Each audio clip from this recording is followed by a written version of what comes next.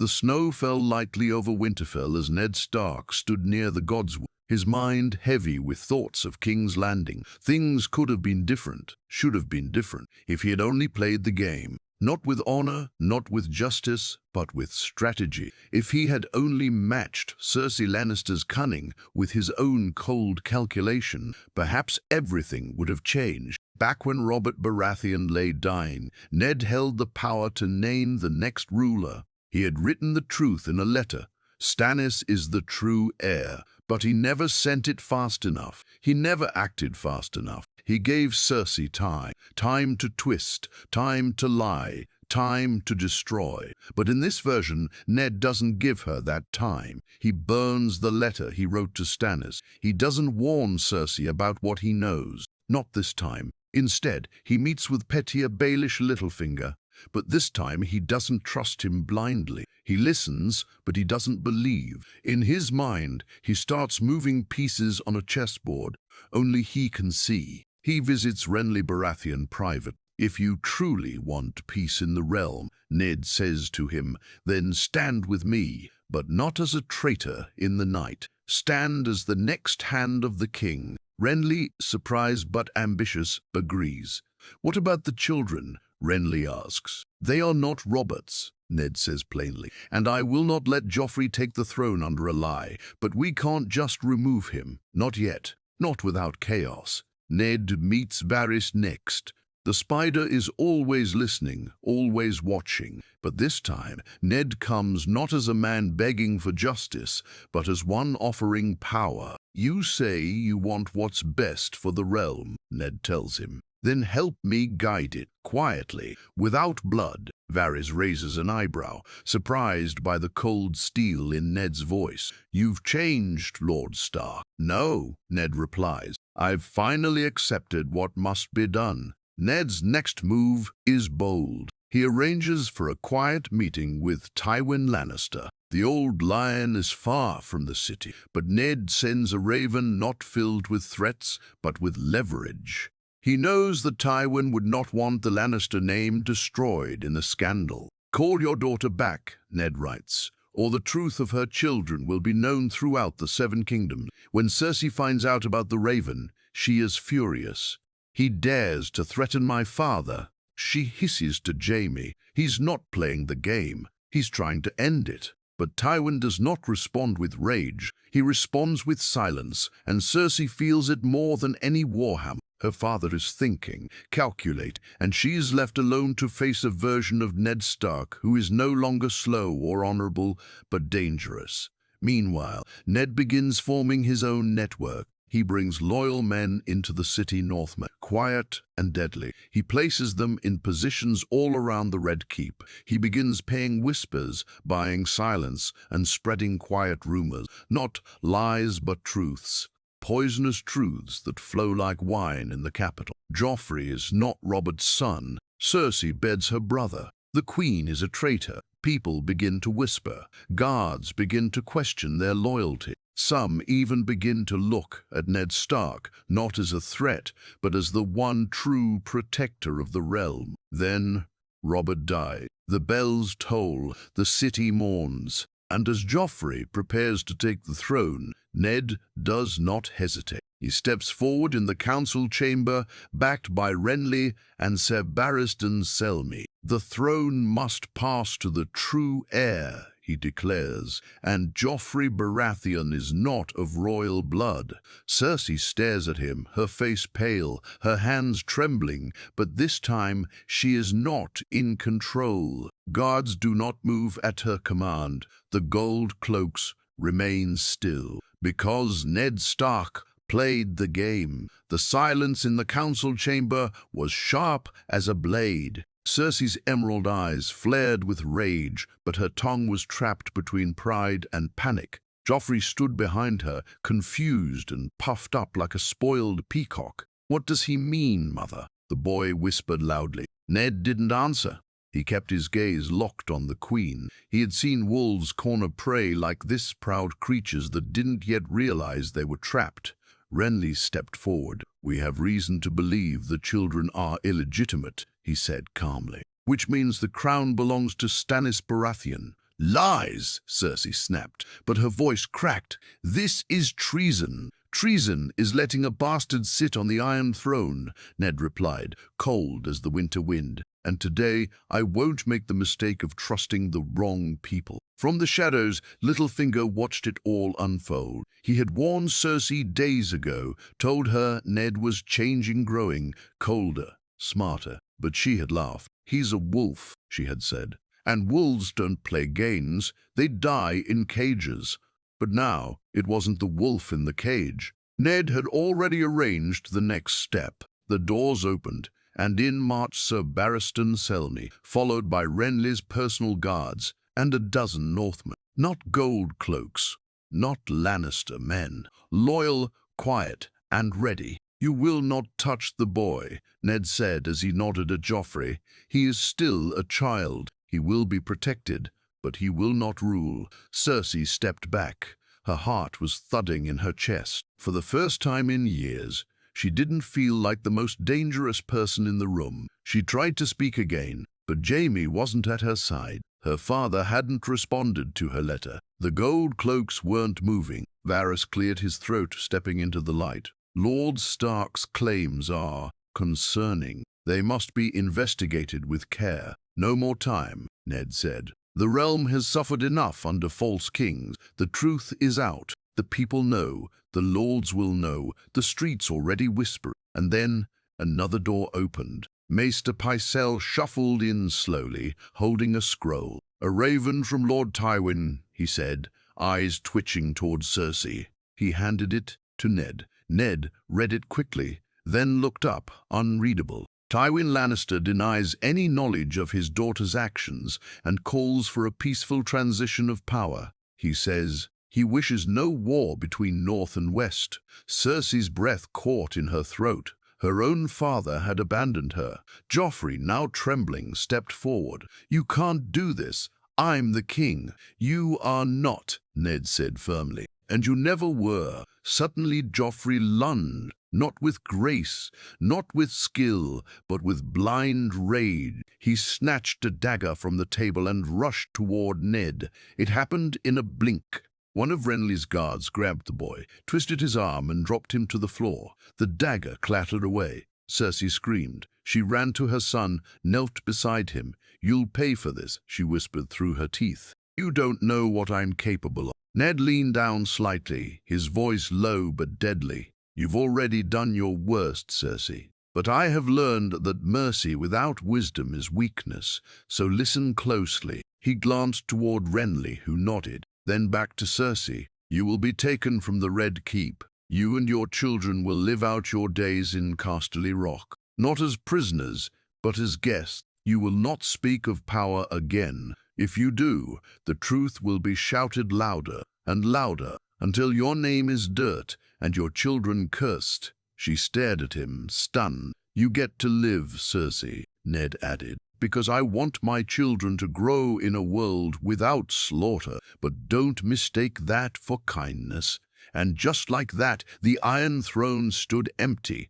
Ned Stark hadn't taken it. He had no desire for it. But he had claimed something far more dangerous: control. Outside, the bells of King's Landing rang again, not for death, not for a coronation, for change. The next morning in King's Landing felt strange, quiet, too quiet. The kind of silence that comes after a storm, when the world doesn't know whether to breathe in relief or brace for the next wave. Word had spread fast. The boy king had been removed. The queen stripped of her power. The streets buzzed with whispers, and the people looked over their shoulders, waiting to see who would bleed next. But no swords clashed, no riots broke out, because for the first time in a long while there was a name on every tongue: Eddard Stark. Not as a northern lord, not just as the Hand, but as the man who had won. In the Red Keep, Cersei was locked in her chambers, pacing like a lioness cage. Her hands trembled as she packed the last of her things. Her sons sat in silence, too afraid to speak. Even Joffrey, bruised in pride and face, hadn't said a word since he was dragged out of the council chamber like a common criminal. "You'll regret this," she whispered to the empty room over and over. "All of them will. Even my father." especially Stark. Meanwhile, Renly Baratheon stood on the balcony with Ned, the chill morning breeze tugging at their cloaks. "You are sure about Stannis?" Renly asked. "No," Ned admitted, "but he is Robert's true heir, and the law is clear." Renly's lips tightened. "He won't be grateful. You know that. He'll want you out of the capital the moment he wears the crown." "I don't want his gratitude," Ned said. "I want peace."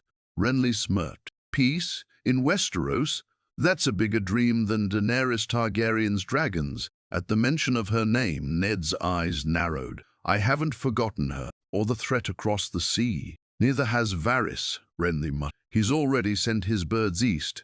That afternoon, Ned received a raven. The seal was dark blue Stannis Baratheon. The letter was short. No thanks, no pleasantries, only orders. "I will march with my army to Dragonstone and prepare my claim. Ensure the capital remains intact." Typical Stannis.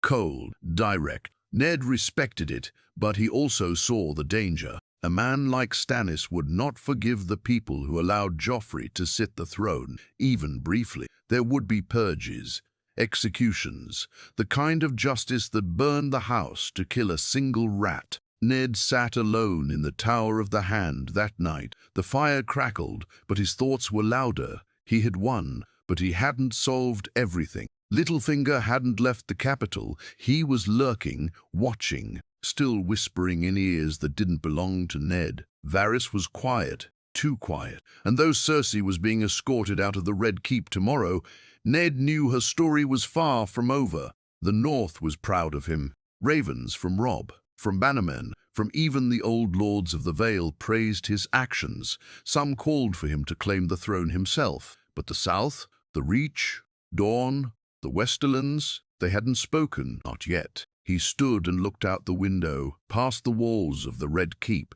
past the crowded streets toward the far horizon. The sea was calm, but he'd lived long enough to know calm seas could still hide monsters. Just then, Maester Luwin entered, holding a fresh letter. "From across the narrow sea," he said softly. Ned took it, broke the seal, and read it. His heart stopped. "My name is Daenerys Stormborn of House Targaryen, daughter of the last true king. I do not seek revenge. I seek restoration. I have dragons, and I will come." The paper slipped from his hand. Dragon, real dragons, not whispers, not rumors. Fire was coming, and the Game of Thrones had only just begun. The hall was quiet, but Ned Stark's mind wasn't. The letter from Daenerys burned in his thoughts like wildfire, slow and deadly. He stared at it again, reading the words over and over, hoping he'd misread them. "I have dragons, and I will come." The Targaryen girl was no longer a child running from assassins. She was claiming her right, and worse, she had the one thing no man could truly fight dragons. Ned sat alone in the Tower of the Hand, the candlelight flickering like uneasy thoughts. He had removed one false king from the throne, but now another storm was building from across the sea, one that didn't just bring politics and lies. This storm would rain fire. He summoned Renly immediately. "She's alive?" Renly asked, almost amused. "And she's flying on dragons now? Gods, the realm has strange luck." "This isn't a joke," Ned said sharply. "If even a piece of her letter is true, we need to act." Renly frowned. "How do we even prepare for something like that? We don't even know where she is." "I'll find her," Ned said, "and if I must, I'll send someone to her." "Someone to kill her?" Renly asked quietly. Ned didn't answer. Killing a child in her cradle was one thing. Robert had asked for it years ago, and Ned refused. But this wasn't that. Daenerys wasn't a child anymore. She was a queen in exile, with dragons and likely an army behind her. The situation had changed, and Ned Stark now was a different man. Later that day, Varys appeared, as silently as ever. "So, the girl speaks," he said, sitting without invitation. "I've long warned of her return. No one listened. I'm listening now," Ned said coldly. "Where is she?" "Essos is large," Varys said, "and the winds of power shift fast. Last I heard, she had taken Marine, freed the slaves, built herself a throne of broken chains. She means to bring that to Westeros. She means to bring justice, or so she believes.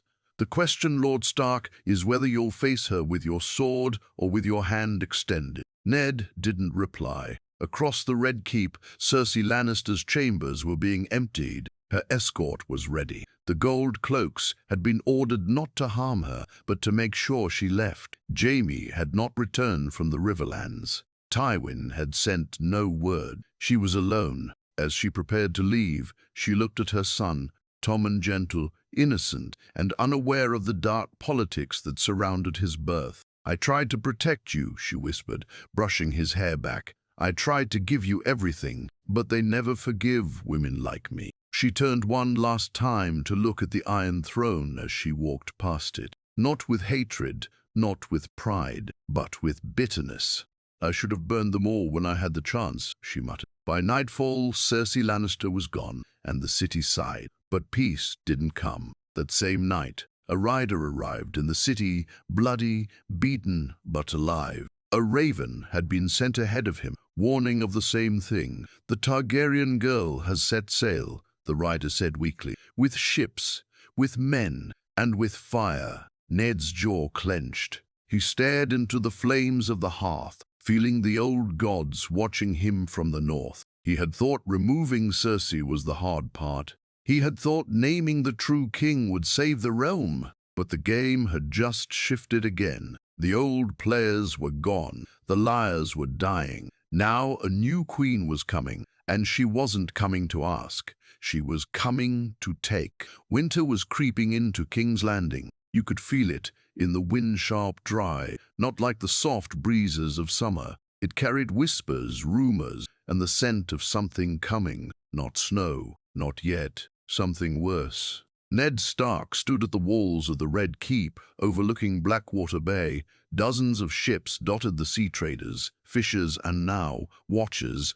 They scanned the horizon daily, waiting, watching, for sails marked with dragon. And then, one morning, they saw them. Not hundreds, not even dozens, just 3 ships, black as night, with red banners dancing in the wind. The sigil of House Targaryen flapping like fire, 3-headed dragon bleeding red on black. The small council met immediately. Renly was there, pacing, Varys, quiet and unreadable, Maester Pycelle, half asleep, and Ned, standing tall with lines on his face that hadn't been there a year ago. "She sends an envoy first," Varys said, holding the scroll. "Claims she comes in peace, wants an audience with the lords of the realm. Says she does not seek blood, unless blood seeks her first."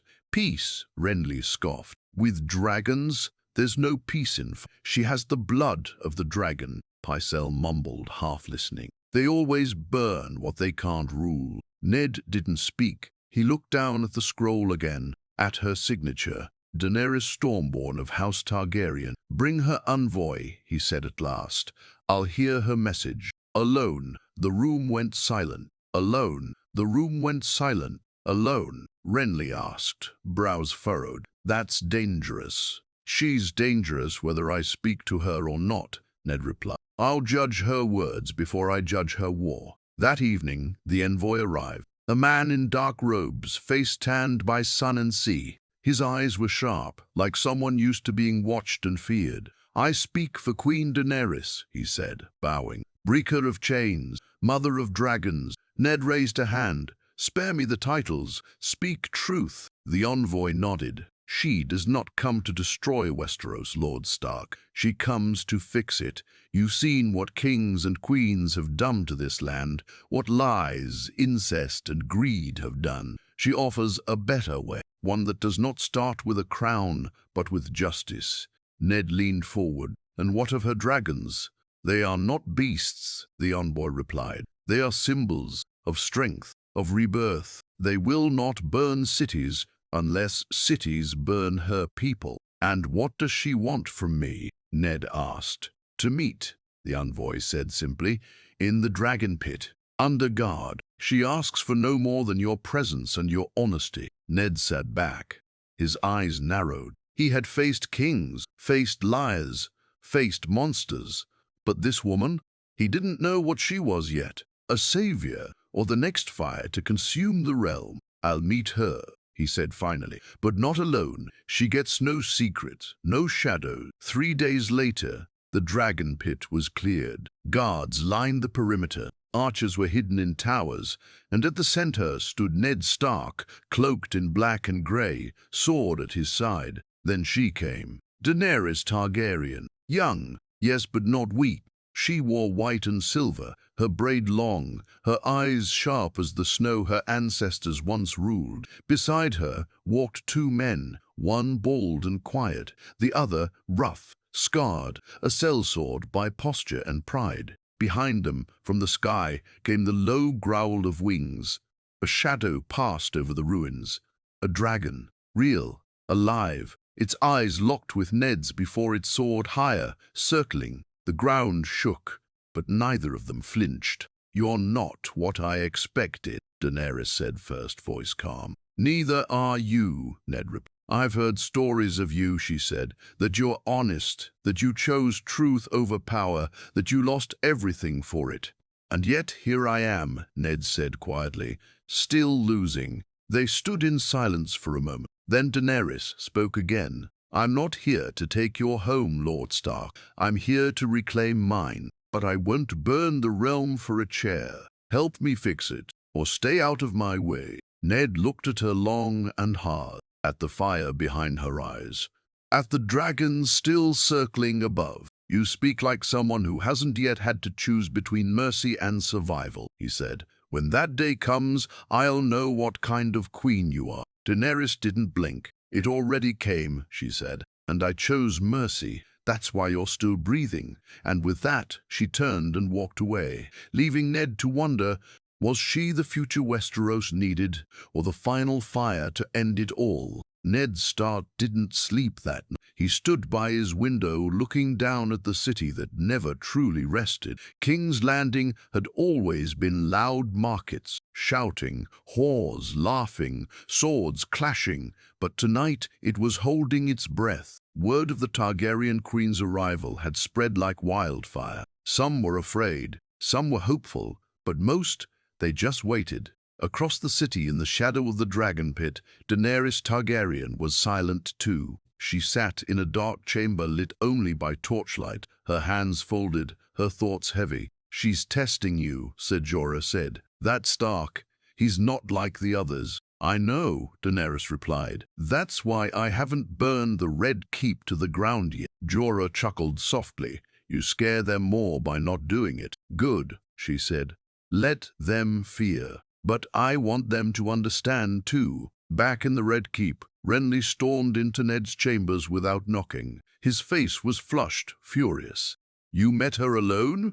he snapped. "Gods, Ned, are you trying to get us all killed? She has dragons, dragons." "I saw one," Ned replied calmly. "It didn't kill me. That doesn't mean it won't. You think a creature like that cares about thrones or laws?" "No," Ned said, standing, "but its mother does." Renly threw his hands in the air. "You're letting your northern honor blind you again. This is the same family that burned your ancestors alive." Ned's voice dropped, cold, firm. "And your family let a boy like Joffrey cut off my head. So don't talk to me about bloodlines." The room fell silent. Renly stepped back, jaw tight. "What do you want to do then? Hand her the throne?" "No," Ned said. "I want to know if she's worth it." Meanwhile, chaos was growing outside the castle walls. The people were divided. Half the city was already calling Daenerys the true queen. The other half still feared her. They remembered the Mad King, the screams, the fire, and in that fear, Littlefinger thrived. He moved through the city like a shadow, whispering in ears, pouring wine for knights, slipping coins into the hands of spies. "She'll burn the city," he told one lord. "She'll kill every Lannister," he told another. "She'll take the north too," he hissed to a bannerman. He was planting seeds, fear, doubt, rebellion, because chaos to Littlefinger wasn't danger, it was opportunity. One night, he found his way into Varys' chambers, uninvited. You should be more careful, Littlefinger said, sipping Varys's wine without asking. Our little queen is already burning hearts. It won't be long before someone decides to burn her first. Varys didn't look up. You'd enjoy that, wouldn't you? I enjoy balance, Littlefinger said, and a woman with dragons isn't balance. It's wildfire waiting to happen, and yet I don't see you trying to stop her. Littlefinger smirked. Not yet, but the game's not over. Back at the Red Keep, Ned sat with Arya. She was older now, sharper. There was something in her eyes he hadn't noticed before. Anger or pain. She's not what they say, Arya said. The Dragon Queen. She's not mad. You met her? Ned asked. Arya nodded. In the market. She walks like she owns the world, but she doesn't look down on people. She looks at them. Ned studied his daughter. And what did she say to you? She said she knows what it's like to lose everything, and that people who lose everything either break or become something else. Ned leaned back. He didn't say it out loud, but he felt it deep in his bones. Arya had already become something else, just like him, just like Daenerys. The next morning, Ned received another letter, this time from the north, from Robb. Winterfell is strong. The bannermen are loyal, but whispers reach even us. If war comes to your door, father, we will ride south, and the wolf will bite. Ned folded the letter slowly. The game was changing too fast. Every piece he placed only made more shadows move, and now he stood between fire and ice, between a queen with dragons and a realm that would rather burn than kneel. Snow fell softly over King's Landing. Not thick, not heavy, but enough to make people nervous. Snow meant winter, and winter meant the North was watching. Ned Stark stood on the battlements of the Red Keep, his cloak pulled tight, eyes fixed on the sea. The Targaryen fleet had docked in Blackwater Bay days ago, but only 3 ships had landed. The rest remained offshore, silent and threatening, their dragons hidden but felt. It was a warning without words. We're here. We could take it, but we haven't yet. Behind him, footsteps. He turned to find Varys, cloaked and quiet. You look troubled, Lord Stark, Varys said softly. I've had worse days. Yes, like the day your head was nearly taken off by a boy king. Varys offered a thin smile. How far we've come. Ned didn't smile back. I've spoken to her, Varys continued. Daenerys. She listens more than she speaks. She remembers every name, every city, and she doesn't trust me. That alone tells me she's smarter than her father. Ned looked out again. She has dragons, Varys.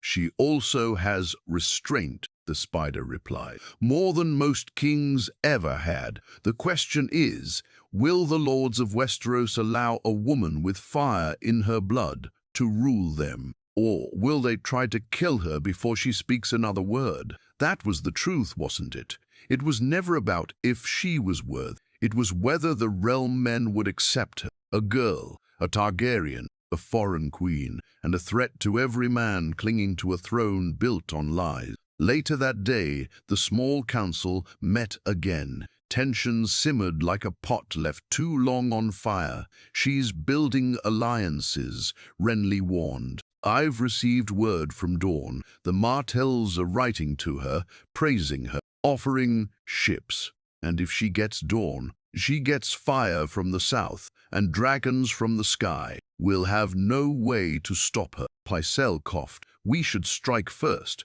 The girl is not invincible. Poison her. End this before it begins. She's a queen, not a rat, Ned snapped. We don't murder guests. She's not your guest, Renly barked. She's your replacement if you're not careful. And that was the truth at the heart of it all. Ned had held the realm together by a thread barely. If he allowed Daenerys to rise, it meant admitting that everything they'd protected, every fragile piece of peace, had been temporary and built on the wrong foundation. He dismissed the council and returned to his chambers, only to find Arya waiting. You always said the North was different, she said, standing by the fire. It is. Then why do we let the South keep deciding who rules us? Ned raised an eyebrow. What are you saying, Arya? I'm saying, Arya, I'm saying Maybe we shouldn't pick between fire and lies. Maybe we choose neither." The words echoed in his chest. He remembered Rob's letter,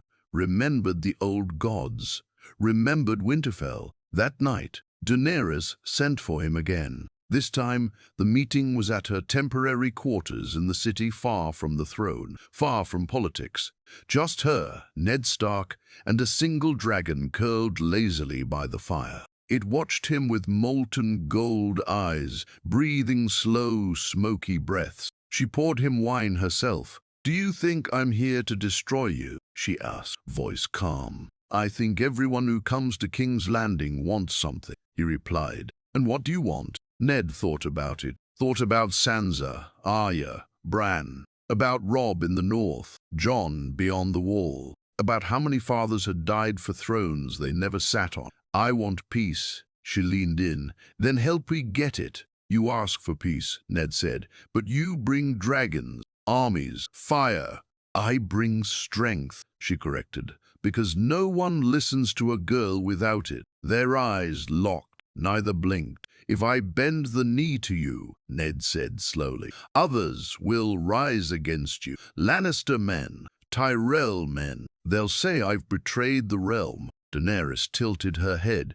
"Then maybe it's time the realm was betrayed by truth." Ned stood, heart heavy. "You remind me of Lyanna," he said. "She fought for what was right and died for it." Daenerys didn't flinch. "Then maybe I'll fight for it and live." He left without answering, but her words stayed with him. That night, the Raven flew north to Winterfell, with one sentence written in Ned Stark's hand: "Prepare the north. Fire is coming, not to destroy us, but to test us." The wind howled over the walls of King's Landing as if the old gods themselves were whispering. Word had spread far and wide. Ned Stark would not oppose Daenerys Targaryen. He had not bent the knee, not yet, but he hadn't drawn his sword either. And in Westeros, silence was as loud as war. Inside the Red Keep, lords argued, banners shifted, and birds flew in every direction. Every kingdom had begun choosing sides. Some whispered that Ned had betrayed the realm. Others said he had finally saved it. But all of them agreed on one thing: Westeros would never be the same again. In the north, Robb Stark received his father's raven. He read the message again and again by the candlelight. Then he turned to his bannermen, his voice steady. "We ride to Moat Cailin. The north doesn't kneel, but we don't run from fire either." In dawn, Prince Quentyn raised a glass to Daenerys' name. In the Reach, Highgarden sealed its gates and waited. The Riverlands split in half. The Vale remained silent, and the Westerlands prepared for war, because Tyrion Lannister had returned. And unlike his sister, he had a plan. Tyrion arrived in Casterly Rock days after Cersei had been forced into exile. He found the keep quiet. The Lannister banners faded in the wind, and at its heart, the man himself, Tywin Lannister. "You've made quite the mess, father," Tyrion said, pouring himself wine without asking. "Lost a queen, lost a fake king, and now a real one's sailing straight for your gold." Tywin didn't look up. "What does the Dragon Queen want?" "Everything," Tyrion said with a grin, "but I think she'll settle for your respect and your silence." Tywin narrowed his eyes. "And what do you want, boy?" Tyrion swirled the wine. "To survive," he paused, then added, "and maybe to advise the most powerful queen this world has ever seen." Back in King's Landing, Daenerys prepared for her final meeting with Ned Stark. No more talks, no more posturing. It was time for a decision. He arrived at the dragon pit just as the sun dipped below the horizon, casting the ruins in gold and ash. A dragon watched from the shadows again, unmoving but always present. Like her past, like her blood. "You asked me once what I wanted," Ned said as they stood face to face. "I've seen too many kings, too many queens. Most wanted power, some wanted peace, but none understood the price." Daenerys stood silent. "You say you want to break the wheel, but even wheels need something to hold them steady. If I help you, You must swear something. Her brow lifted. Anything. No wildfire, Ned said. No innocent blood. No burning cities. If you rule with justice, not fire. Daenerys stepped forward slowly. Her voice didn't rise, but her eyes burned. My family was butchered in this city. My brother's head was smashed against a wall. My mother died giving birth to me in exile. I have lived with fire in my chest my entire life, Lord Stark, but I never used it to kill a child. Can your kings say the same? Ned didn't look away. Then prove it. Be better. A long silence. Then Daenerys nodded. I accept. That night, in front of the Lords still loyal, Ned Stark stood beside her in the great hall of the Red Keep. No crown was placed on her head, no grand speech, just a simple declaration. Westeros must be led by those who earn it. I, Eddard Stark, Lord of Winterfell and Warden of the North, recognize Daenerys Stormborn as the rightful queen of the Seven Kingdoms. The hall didn't erupt in cheers, but it didn't fall into chaos either. It was a quiet moment, a powerful, the sound of old walls cracking and new ones being built. But far beyond the walls of the city, beyond the seas and the fighting lords and the bickering kingdoms, beyond even the dragons, another threat stirred. In the haunted cold of the far north, where no ravens flew and no banners waved, a different kind of army marched, one that did not care for queens or kings, for fire or thrones. They were coming, and in the end, all the game pieces lion, dragon, wolf would stand on the same side or fall together, because winter wasn't just coming anymore. Winter had arrived.